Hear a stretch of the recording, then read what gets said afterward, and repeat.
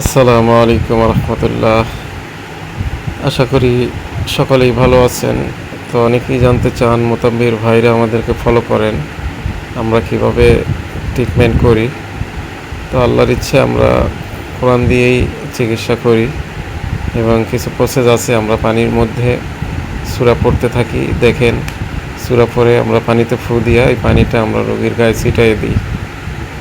কিছু সূরা, কিছু আয়াত আছে, এগুলি আমরা পড়ি।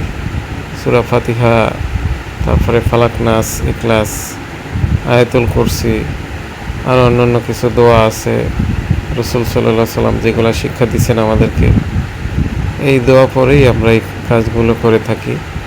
তো আল্লাহর ইচ্ছায় ভালো ফলাফল আসে। তো এখানে আসলে বিশেষত্ব কিছুই নাই, এটা একিনের সাথে করতে পারলে আপনারও কাজ হবে। মোতাব্বির ভাই যারা আছেন সকলেরই কাজ হবে। কিছু নিয়ম ফলো করলে ইনশাআল্লাহ আশা করি আপনারাও ভালো রেজাল্ট পাবেন আল্লাহর ইচ্ছায়।